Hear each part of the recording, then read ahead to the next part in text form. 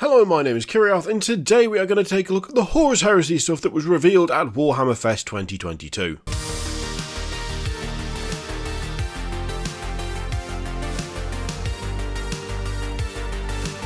Yes, this is a little bit late, unfortunately. As you might be aware, I had to have something of a dental emergency tooth extraction thing last week, which was not ideal, and then half the people in my house caught COVID, so that's fun, which means we're a little bit late to the punch when it comes to the Horus Heresy stuff. On the other hand, I feel like this is mostly, almost entirely, good news when it comes to the Horus Heresy stuff that was shown off at Warhammer Fest. Now, there's the box. We already know about the box, but we'll just do a quick refresher so that we know exactly what we're looking at in terms of the additional things that were revealed. So, the box is called Age of Darkness. They have said that it is going to be under £200, so that's like way better than I thought it would be. I thought it'd be more than that, and I'd seen figures floating around that suggest it'd be more. Less than 200 could well be corporate speak for £199.99, but that's still cheaper than I thought it might be. Of course, sub 200 quid is still a lot of money, but that's a lot better than I thought it was going to be. Contents-wise, we've got the 40 B keys, as we can see here, and they still look decent. We have the two Praetors, one in Terminator armour and one in Artificer armour. We've got the new plastic Contemptor Dreadnought, which is posable, unlike the old rubbish one. And we've got a plastic Spartan, plus 10 Cataphractii Terminators. This is the old kit, this isn't new, but you get 10 of those in the box. I mean, they still look cool, because they're Terminators, and Terminators do look cool anyway. And along with all of that, there's the rulebook, there's a reference sheet, there's some transfer sheets, but those are only for Imperial Fist and Sons of Horus, so if you're not planning on painting up these models as either of those won't be of much use to you. And we've got templates, dice, and whippy sticks. The return of whippy sticks. Everyone loves a good whippy stick. I mean, I would have preferred them just throw a tape measure in there, is what I would have preferred, but, you know, it's fine, whatever. And that is the box in its glorious entirety. It seems this is going to be the starter, so this is just going to be available forever. It's going to be the thing that you buy to get into the Heresy. It being below 200 quid obviously will help with that a lot in terms of getting new people in. I mean, that is effectively an entire army just starting out. Like, that to me, it seems like a solid foundation for an army. I'm not a Heresy expert, of course, but I figure, surely no matter what Legion you're playing, like, having 40 Marines, some Terminators, a Transport, and a Contemptor, plus 2 HQs, I'm assuming that is going to get you a good foundation and get you into the game. Pretty much nothing but good news. Now, I did have a question. when it came to the B keys, which is, currently, the way you do like special weapons and heavy weapons is you have to go to Forge World to buy them, and I was really curious how they would fix that for this particular box, and the fact that, you know, they're really putting the emphasis on plastic Marines now, because having plastic Marines and then going to Forge World to buy resin weapons, I mean, it's something that people have had to do for long enough. Are they just going to stick with that? No, they actually have a really good plan for that I really like, which is this. So we have upgrade boxes now. So there's 60 weapons in the special weapons upgrade set. You're probably thinking, well, what about the other stuff?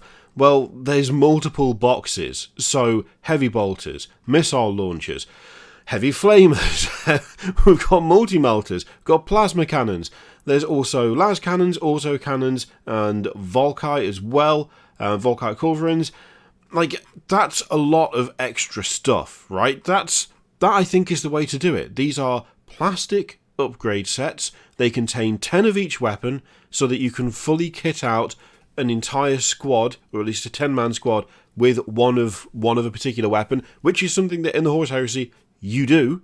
You know, like, it's not like Tactical Marines out of 40k where one of them's got a heavy, one's got a special. No, the entire squad can take, you know, one of these weapons.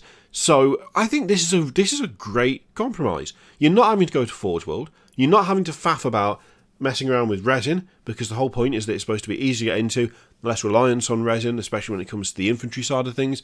And, I mean, this is a great way to do it. I mean, there's so many options. So the special weapons upgrade set is 60 weapons, the heavy weapons is 20, the other heavy weapons is 30, and the other one is 30 as well. So that's 140 weapons, basically. If you buy one of each of these boxes, then you've got, I reckon you're pretty set. Now, the thing is, you might be thinking to yourself, well, I don't know that I'm ever going to want, like, a full squad of 10 las cannons, but I do want the Volkite culverins. This, to me, this is like trading perfection, right? You get the thing you want, you've got 10 of the others, you just find someone who has got something else from a different set that you want, that they don't want, you've got the thing they do want. Like, this is a really good way of doing this. I think this is the best way they could have done this. The only thing that could be possibly better than this, in my opinion, is if they dumped all of these straight in the Marines box, but then that box would be absurdly expensive. It would be stupid. It would also be, like the size of that box would be absolutely absurd. So, yeah, I have absolutely no problems with this. I think this is the way to do it. But that wasn't it. They also showed off a new plastic Deimos Rhino. So we've got affordable transport options again as well. So they really are like properly bringing this up to parity, I guess is the phrase, when it comes to trying to make this as accessible as like Age of Sigmar or Warhammer 40k. I feel like they are making a supreme effort to at least get the foundations for Horus Heresy like easy to get for most people. This is also, of course, great news if you're playing 40k, because now if you want to have this pattern of Rhino, there is an easy way to get it, because, I mean, it's right there. It's in plastic, you don't have to go to Forge World. I like this a lot. I'm glad they've decided to do this and bring another part of the Heresy into plastic. It wasn't just the Rhino they showed off, though. There's also the Kratos heavy tank, and this looks solid. I absolutely love this. I reckon if you're doing word bearers, particularly, not that I would, bring that up for any particular reason, if you stuck candles on the flat sections of the hull, and then you did, like, Colchissian runes on the armour panels, like graffiti on, it would look amazing. It would look quality. And I want to do that now. I just really want to do that. And really I shouldn't, but you know that I probably will. That's just a good looking vehicle to me. It looks quite Sakharin-esque. Mind you, I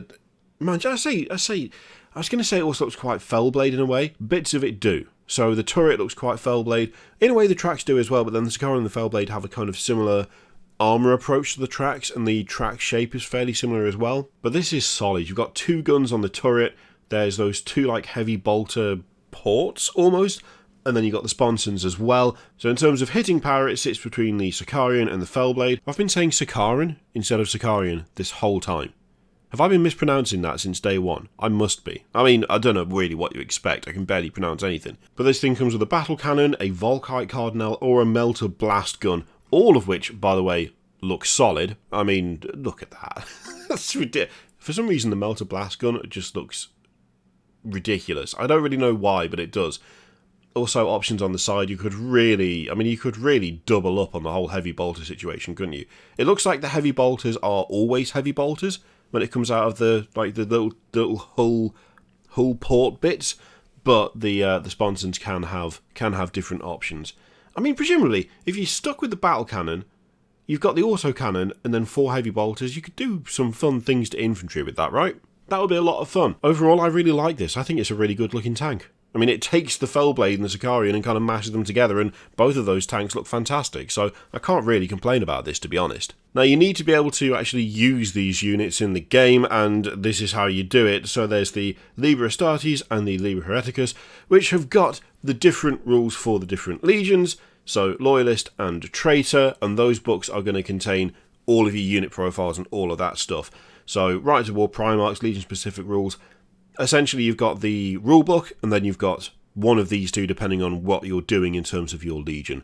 Or both if you've got multiple armies. Or you just want both. I mean, they're nice-looking books, so why not? Super condensed, super, approachable compared to the current system of however many black books there are. I don't know how many there are, and I don't know which ones are in stock, and which ones have been reprinted, which ones haven't been reprinted, and which ones have been correct and haven't been. I don't know any of that. All I know is that I much prefer the idea of having 2 books as opposed to lots. 2 books better than lots of books. I mean, that is true for any game system, to be perfectly honest. So I'm kind of glad that they've gone that way with this as well. They look nice, and I suspect the Hereticus one is going to end up in my possession. I realised the other day that I have a fair number of Mark IV Marines and some Cataphractii Terminators and a couple of Praetors and just lying around, just on sprues, and I could start painting word bearers now if I really wanted to. But I've got other things I need to paint pretty urgently. But I'm getting caught up. They're doing it. They're doing it to me. I'm getting caught up. I'm getting caught up in the excitement, which is, I mean, yeah. It feels more approachable now. I'm sorry, it just does. You're probably going to sit there and go, well, it was approachable before, you just didn't bother. Maybe that's true, but the fact is, I like a quick, easy entry point into a hobby, into a new system, and this feels like it fits the bill more than anything for a while. There are other factions in Horus Heresy, and neither of those books cover them, and they're not being abandoned. They're not being just disappeared and like no one cares, or being squatted or whatever, so Mechanicum, Solar Auxilio, all that stuff. Custodes, Sisters of Silence, they are still going to be a thing. It looks like what they're going to do probably is Horus Heresy 2.0 will launch, they'll have the new rulebooks and whatever, there'll be this upcoming Legacies of the Age of Darkness PDF, and I'm pretty sure that what will happen after this is that they will have their own book. Now, something that's worth pointing out when it comes to this kind of reboxing and reworking of the Horus Heresy is that the boxes of Marines are changing. So the Mark IV and the Mark III, they are going to be available in boxes of 20, not boxes of 10. So they're doubling the number of Marines in the box. I'm sure that means it'll double in price. I don't know that they'll make it more than double in price.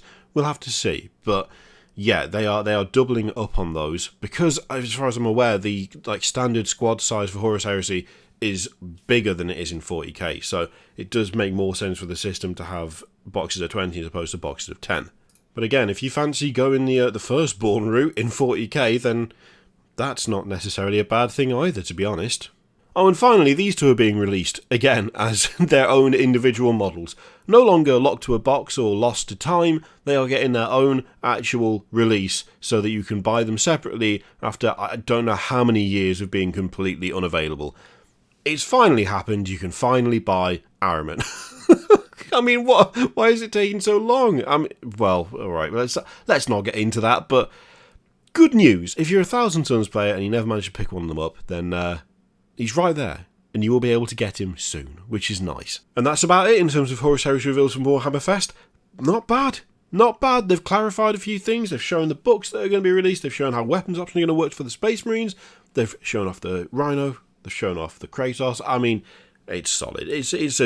It's a good-looking tank. I'm just really happy that they're actually trying to make it more accessible, make it easier to get into, actually showing it the love it deserves, and actively attempting to properly support it, because it feels like it's been bumpy for Heresy for a long time, and maybe this is what's needed to just inject a bit of life that otherwise wouldn't happen, purely because it's so much trickier to invest in a system if it doesn't feel like the company that makes it is all that invested themselves.